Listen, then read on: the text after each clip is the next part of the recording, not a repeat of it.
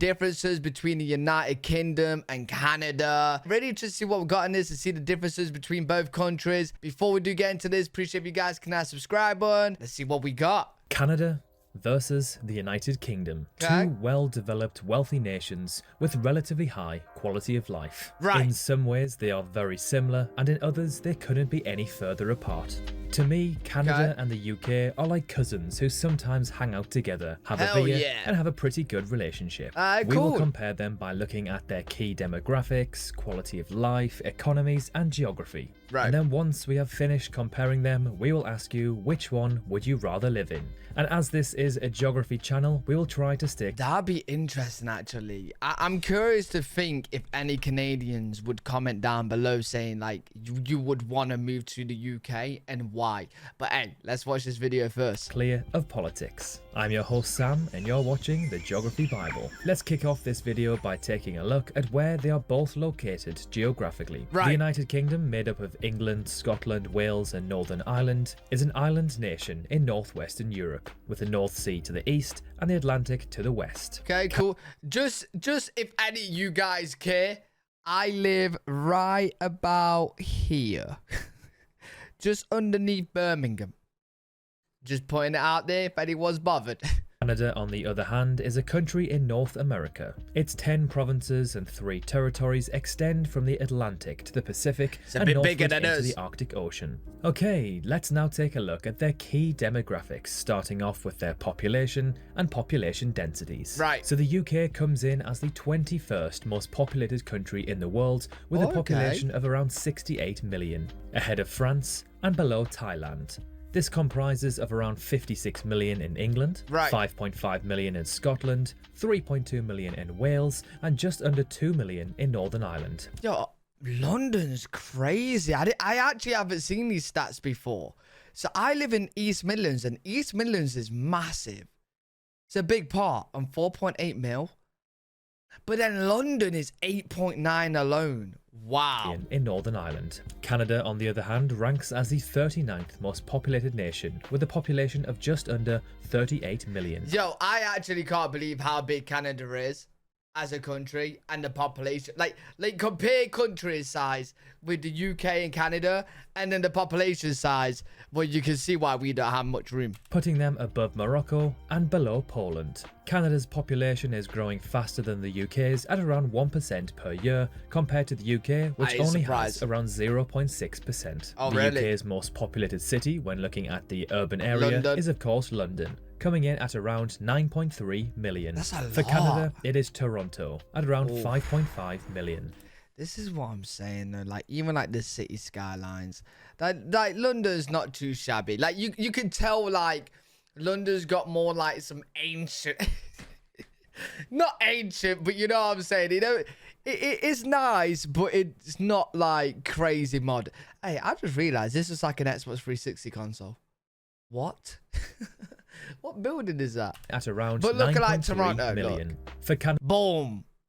You know what I'm saying? The difference is crazy. Canada, it is Toronto. Beautiful. At around 5.5 million. When it comes to population densities, however, they are a country mile apart. The UK comes in at around 280 people per kilometre squared, whereas Canada has just 3.85, a monumental difference. It is worth noting, however, that London's population density is estimated to be around 5,700 people per kilometre squared. Toronto is Canada's most densely populated city at around 4,330 people per kilometre squared. So surprisingly, not too far off London. The average age across the UK is 40.5 years, with the average life expectancy at 81.2. 81.2 Canada is good. Slightly older at 41.1 and lives about a year longer on average. Wait. Why is Canadians living longer?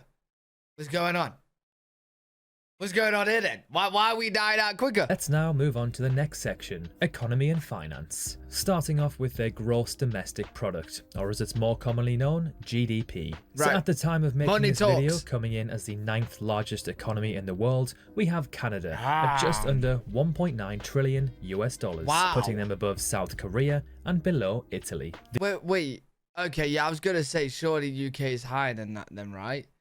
Because like more people, to be fair, I don't know how it really works, but yeah, UK is number 5. All right, that's actually pretty impressive. I didn't know we was that high. $0.9 trillion US dollars, Okay, putting them above South Korea and below Italy. The UK, however, impressively sits in 5th place with around $3.1 trillion US dollars, putting them above India and below Germany. Hey, UK government, can I have some change? Estimated, however, that in 2025, India will have overtaken the UK. If you are watching in 2025, then let us know in the comments if India succeeded. The UK's top 10 exports are as follows: machinery, gems, vehicles, minerals, electrical machinery equipment, pharmaceuticals, medical equipment, aircraft, organic chemicals, and plastics. And then Canada's top 10 exports are crude petroleum, cars, refined petroleum, aircraft, coal, fertilizers, wheat, aluminium, rapeseed, and pharmaceuticals. What is petroleum? The UK's total exports come to a total of 837 billion US dollars, compared to Canada's, which is roughly 550 billion US dollars. When taking their populations into account, these stats compare pretty closely. When it comes to GDP per capita, which essentially shows the wealth of a country per individual, Canada just takes the win at just over 49,000 US dollars, compared to the UK's. That's what I was saying earlier about like the population size, so like why we should be higher up. I don't know if that makes any sense whatsoever. The more population you got, the it's like more chances someone's gonna bring money to the country, right? But yeah, that's interesting how like when you cut it down and you just look at the ratio, Canada, more money. 46,000 US dollars. This ranks Canada and the UK as the 24th and 29th richest countries in the world when looking at this metric. The thing that I dislike the most about this metric is that most of the countries at the top are very small nations with tiny populations with lots of billionaires. Alright, let's scrap this list and I like being number 5. Such as Monaco, Bermuda, and the Cayman Islands. The unemployment rate as of March 2021 for the UK was 5%, and Canada's was 6.9%, so a win for the UK here. UK debt was around £2.2 trillion at the end of the financial year of 2021, equivalent to 103% of GDP. Canada's, on the other hand, was 110%. Oh, really? So again, very similar. Debt in both of these countries drastically increased due to the economic fallout from the global pandemic. And finally, let's take a look at how many billionaires both of these countries have. So very impressively, Canada has 64, meaning that there are around 1.14 billionaires per 1 million people. Compared to the UK... Wait, hold up. Canada, so we have double the population and Canada's got more billionaires? In my head, that means Canada's doing more bits in the money department than us. I'm talking like I'm a fellow billionaire. I wish. Which has 56, equating to 0.67 billionaires per 1 million people. If you're wondering where salaries, average house and grocery prices are... See, okay, now this is what I'm more interested in, right? The actual differences in our lives. They will be in the next section. Quality of life. So let's start this section off by taking a look at the average salary in both of these countries. So in the UK, the average salary is just over £31,000, which is 42,000 US dollars. Canada's is around 68,000 Canadian dollars, which converts to just over 53,000 US dollars. Wait, what? Oh, so ours is $42,000, yours is $53,000. You guys are making $10,000 averagely higher? Yo. 53,000 US dollars. That's a lot. So an impressive win for the Canadians, taking home over 10,000 US dollars more per year on average. Averagely? Now, with this in mind, let's take a look at the cost of houses. So across the UK at the time of making this video, the average house costs £268,000, which is around 360,000 US dollars. It must be noted, however, that the average London home will set you back over £500,000. Yeah, London's ridiculously expensive. But you know the average home in the UK, it's like a very like 260k. It will be like a small 3-bed. Like they won't be that big. I've seen some Canadian homes. They probably it definitely wouldn't even have a garage. 260k, yeah, it won't have a garage. It would just be a front yard, small house, probably 2 3-bed, backyard. which is just shy of $700,000. Canada, on the other hand, has an average house price of an eye-watering 721,000 Canadian dollars, which works out to be around $562,000. Oh my so God. when we take average salary and average house prices into account, the UK actually works out slightly cheaper. Yeah, but is the average home for that price 500 grand? Is that like one of our tiny homes? Or is that a big house? Like, how big is the house? 500k? Average house price in the UK is 8.5 times the average salary, compared to Canada, which is 10.6. Wow, in my opinion, okay. although Canadian house... How much would this be? If you're going to tell me this is the average house in Canada, you can leave right now, right?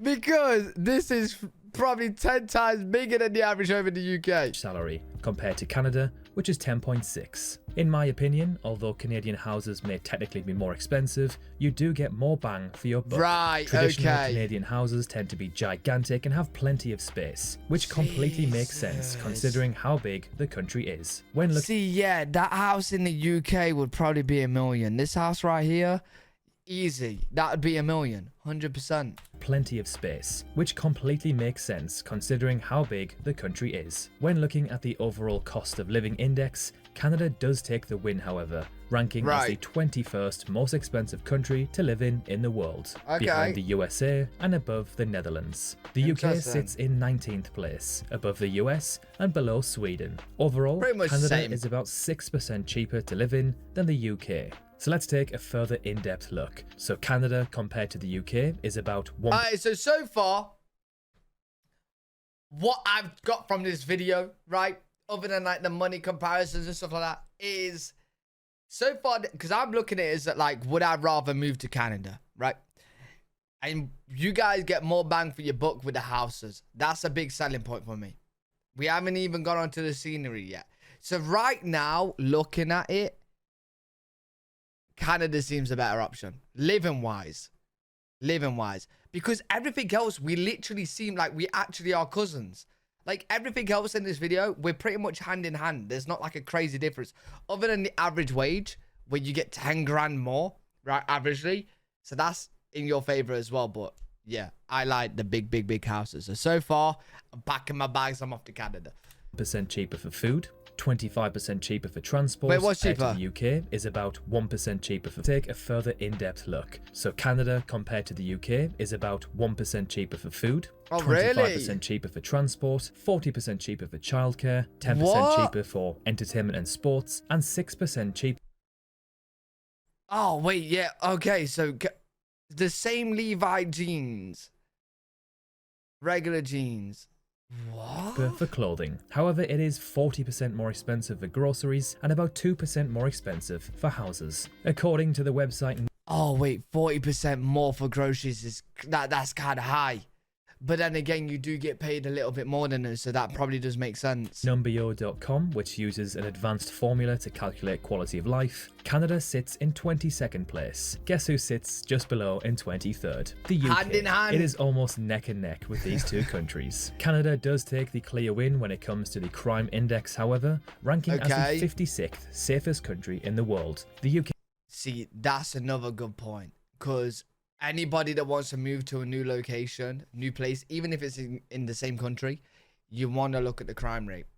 So that's a very good selling point. Here sits in a very poor 74th. This formula uses many different variables such as drug-related crimes, robbery, violence, and level of safety walking home alone at night. The UK finally pulls one back when it comes to the healthcare index, ranking as having the 15th best healthcare system in the world. Okay, that's really good. Which sits in 26th place. Fun fact, the NHS... Hey, that's really good, because obviously we're a more dangerous country, right? So with more danger, at least we got a bit better healthcare. You know what I mean? So when I get stabbed, I can't believe this is a comparison. And you guys don't get stabbed, but when I do, we got the healthcare, the good. The UK's National Health Service is the organisation with the 8th most workers in the world at 1.7 What's that? service is the 26th place. Fun fact, the NHS, the UK's National Health Service, is the organisation with the 8th most workers in the world at 1.7 million. To put this in perspective, wow. the organisation with the most workers is the United States of America's Department of Defense at Wow. I didn't know that 1.7 million people working there.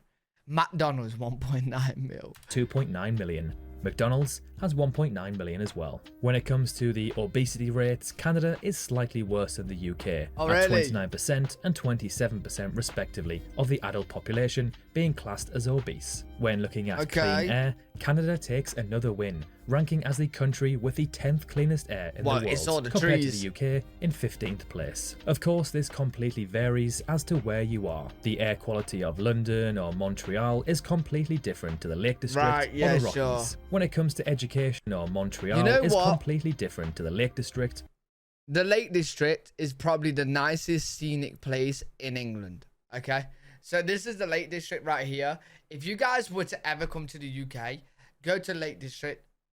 I've never actually been there, but I've seen it. Obviously, I'm gonna go there at some point. Beautiful, beautiful. Yeah, it's kind of the only beautiful scenic place we kind of got. Or the Rockies. When it comes to education, both of these countries seriously excel. Canada comes in as having the 8th best education system in the world. The UK, on the other hand, ranks as number 1.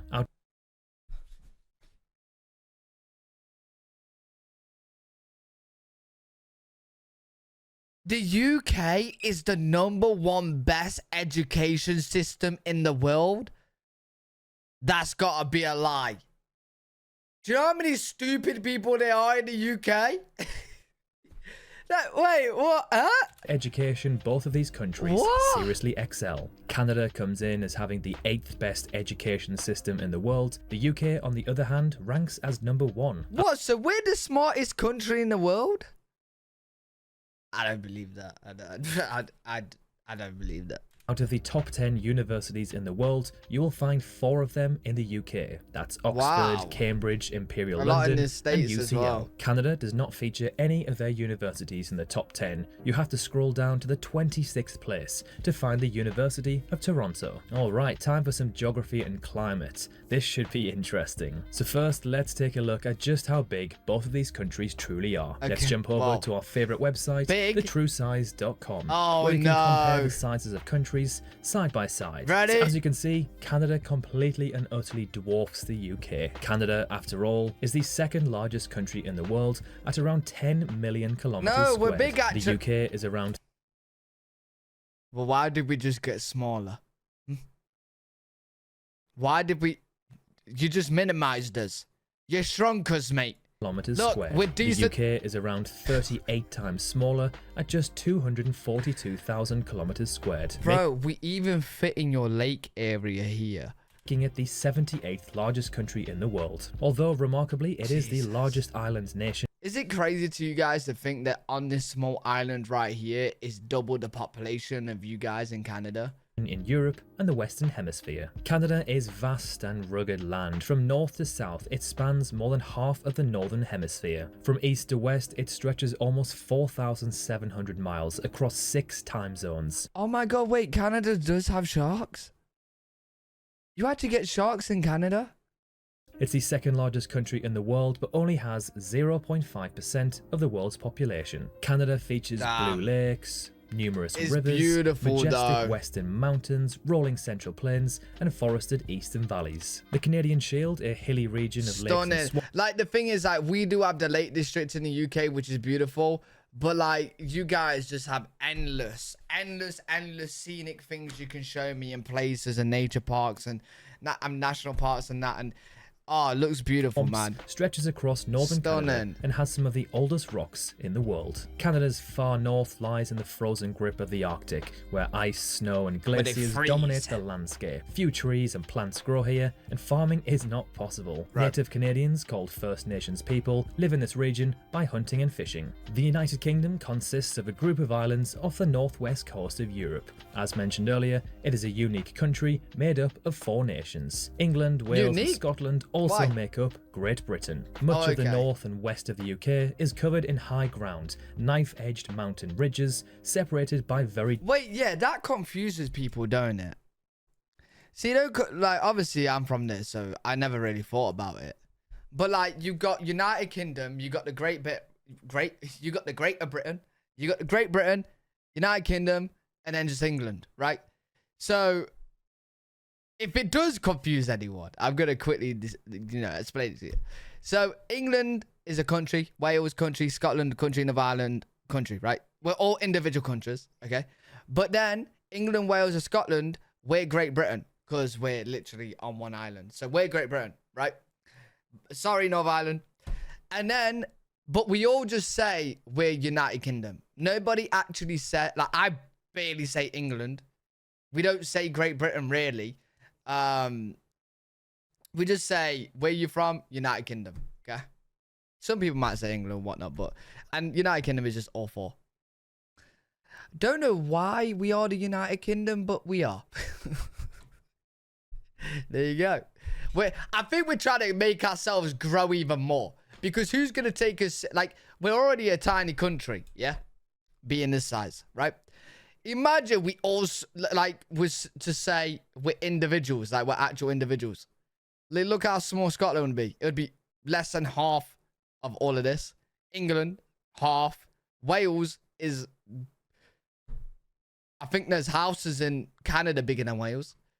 Another, you know what I'm saying? So, like, yeah, I think we just wanted ourselves to be bigger. Also make up Great Britain. Much of the north and west of the UK is covered in high ground, knife-edged mountain ridges separated by very deep valleys. This terrain was shaped in the last ice age, when thick glaciers covered the land. In the south of England, the countryside is mostly rolling hills. In northwest England and the Scottish Highlands are dozens of lakes called lochs. These were left behind when the Ice Age glaciers melted. They tend to be long and narrow, and some are very... By the way, it's showing a lot of this for England. This is like the only part in England that it looks like this. I just want to clarify that. The rest of it kind of just dirty and just, yeah. Deep, up to 310 meters. Because of its great latitudinal extent, Canada has a wide variety of climates. But if you don't believe me, go on Google Maps Street View and go to England and just drop yourself anywhere. Literally anywhere, and then you'll comment going, oh yeah, okay, I understand. Currents play an important role with both the warm waters of the Gulf Stream in the Atlantic and the Alaska Current in the Pacific affecting the climate. Yeah. Westerly winds blowing from the sea to the land are the prevailing air currents in the Pacific and bring coastal British Columbia heavy rain and moderate winter and summer temperatures. Inland, the Great Lakes moderate the weather in both southern Ontario and Quebec. In the east, the cold Labrador Current meets the Gulf Stream along the coast of Newfoundland and Labrador, cooling the air and causing fog. Yo, I can't believe how big these lakes are. You know the lakes in between Canada and America? They're massive. Causing fog. The northern two-thirds of the country has a very similar climate to that of the northern Scandinavia, with very cold winters and short, cool summers. The central southern area of the interior plains has a typical continental climate, which is cold winters, hot summers, and not too much rain. It is a common misconception that all of Canada is always cold. However, I did believe that before these videos. I believe that. Cities like Toronto, Vancouver, and Montreal see temperatures in the mid and high 20s and even 30s. Oh wow! Wait! Hold up! Highs June 24, 27, 26. Damn. 23. So 4 months of like high 20s. Wait, that's higher than the UK. Even 30s throughout their that's summers. The average the UK as well. Has a temperate climate. In general, this means that Britain gets cool, wet winters and warm, wet summers. It rarely has the extremes of heat or cold, drought or wind that are common in other climates. The weather conditions are also very changeable. This is why people from the UK, including myself, talk about the weather so much, because it changes so sporadically. No, it's so true. Like, honestly, this graph literally describes every single day in the summer. Like, I kid you not, right? It could be 20 degrees Celsius, right? At 12 p.m. midday. And then 1 p.m. next, it'll be freezing cold raining. Well, where did the sun go? Is it gone on break? Where's it gone?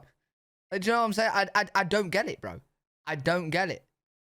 It's so like just random. Boom, boom, boom, boom, boom, boom, boom. Never consistent, ever. Or sporadically. Let's say you lived in Dubai. You would expect to see sun pretty much every day, all day, and high temperatures. Right. In the UK, you may wake up to the wind and rain, and then by lunchtime, it is sunny with clear skies, only to have hailstones later on in the evening. Literally. Not all parts of the UK have the... Yo, I've had it before where I woke up, yeah, and it was like nice and warm. It was nice and warm outside. I put on some shorts and a t-shirt. I went out. I came back home. It was snowing. And it barely snows in the UK. It was very rare. It don't snow that much in the UK anymore. But yeah, no, that was the crazy change. A lot, but it's very normal for it to be summer, like sunny, and then raining. Only to have hailstones later on in the evening. Not all parts of the UK have the same climate, however. The general pattern of climate across the UK has 4 distinct regions. The southeast, which has cold winters, warm and dry summers. The southwest, which has mild and very wet winters, warm and wet summers. The northwest, which has mild winters, cool summers and heavy rain all year. What happened to my audio? And finally, the northeast, which has cold winters, cool summers, and steady rain all year. The coldest temperature Canada has ever experienced is minus 63 degrees Celsius in... Surely that would freeze you into an ice cube. That is crazy. Snag, Yukon, which makes the UK's coldest temperature sound warm at minus 27 degrees Celsius in Aberdeenshire, Scotland. On the other hand, the highest temperature ever recorded in Canada was 49.6 degrees Celsius, which is 121 degrees Fahrenheit, in Lytton, British Columbia in July 2021. The UK hit it. Bro, oh my, everything I believed about Canada is an absolute lie. Canada, the country I thought was only snow, has had a temperature of 49.6 degrees Celsius. That is, you know, if in the UK, if it ever went to 49.6 degrees Celsius, I don't think there would be a UK no more. I think we would all burn. We would actually burn. Degrees Fahrenheit in Lytton, British Columbia in July 2021. The UK hit its highest ever temperature when Cambridge Botanic Gardens recorded 38.7 degrees Celsius in 2019. One thing that the UK definitely, although subjectively, beats Canada on is its geographical location. Apart from the US, Canada doesn't really have any nearby countries or neighbours. This means international travel is more expensive and harder to do. The UK, on the other hand, is surrounded by many different countries with different climate and cultures. Madrid, for example, is only... Yeah, that is true. That is the one thing we do like as Brits, right? Is we go... These are just holiday destinations for us. All these you're seeing here, Greece, Spain, Italy, France, Belgium. Like, we do go traveling throughout Europe quite a lot. So that's probably... But then again, they're hotter countries as well, so we enjoy the heat over there. But that is a good thing about our location. Climate and cultures. Madrid, for example, is only 2.5 hours away from London. Copenhagen, and less than 2 hours. And in less than 4 hours, you can be in Istanbul. And as the UK comprises of... Mate, the same times between the European countries, right, is literally the same time difference from just going from a place in Canada to the next door place. In Istanbul. And as the UK comprises of 4 different nations, plus the Republic of Ireland being a stone's throw away, you technically have super easy access to other countries. This is great for vacations and business travel. And to finish off this video, because I'm an animal lover, let's take a look at which country has the deadliest animals. I think we...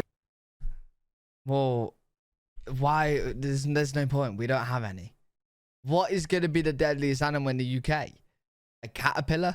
We all know which country is more dangerous to hike and venture out into the wilderness. So Canada has moose, black widow spiders, although rare, rattlesnakes, cougars, polar, grizzly and black bears, rattlesnakes, wolves and coyotes.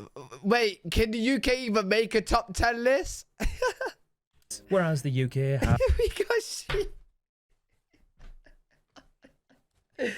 Oh no, hey, be careful when you come to the UK, man. Hey, sheep might attack you. As sheep and cows. So this one is a clear win for the UK in terms Hey, of you're forgetting the rabbits. safety, but for epicness, it's a win for Canada. Right. So there we have it. Okay. The United Kingdom versus Hey. Canada.